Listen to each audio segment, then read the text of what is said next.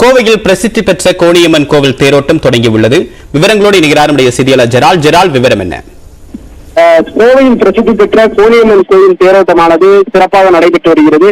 இந்த தேரோட்டமானது தேர்நிலை பேருந்தில் தொடங்கி தற்போது ராஜவீதியின் வழியாக சென்றடைந்து கொண்டிருக்கிறது. தொடர்ந்து ராஜவீதியை தொடர்ந்து ஒப்பனக்கார வீதி, வைசியால் வீதி வழியாக சென்று மீண்டும் தேர்நிலை பேடலை அடையும்.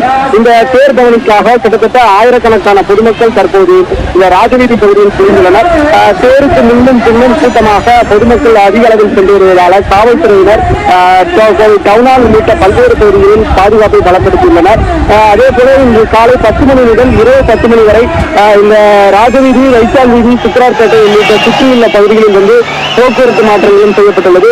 தொடர்ந்து தேர் திருவிழாவை பாதுகாப்பாக மேற்கொள்வதற்காக காவல்துறையினர் ஆயிரக்கணக்கானோர் பாதுகாப்பு பணியில் ஈடுபட்டு வருகின்றனர். இதற்காக மாநகர காவல் ஆணையாளர், துணை ஆணையாளர்கள் மற்றும் உதவி ஆணையாளர்கள், ஆய்வாளர்கள் என்ற ஒரு காவல்துறையினர் அடங்கிய ஒரு குழு ஒன்று தற்போது இந்த பகுதி முழுவதும் பாதுகாப்பு பணியை மேற்கொண்டு வருகின்றனர். தற்போது கோவையின் முக்கிய வழிபாட்டில் ஒன்றாக கோணியம்மன் கோவில் வழிபாடுக்காக பொதுமக்கள் தொடர்ந்து கூட்டமாக தற்போது சென்று வருகின்றனர். அதன் நேரலை காட்சிகளை நாம் தற்போது காணலாம். தற்போது இந்த ராஜவீதியை தொடர்ந்து அடுத்து ஒப்பனக்கார வீதி வழியாக இந்த பேரணியானது தொடர்ந்து சென்று கொண்டிருக்கிறது. பொதுமக்களும் ஆயிரக்கணக்கானோர் இந்த பாதைகளில் நடந்து கொண்டிருக்கின்றனர்.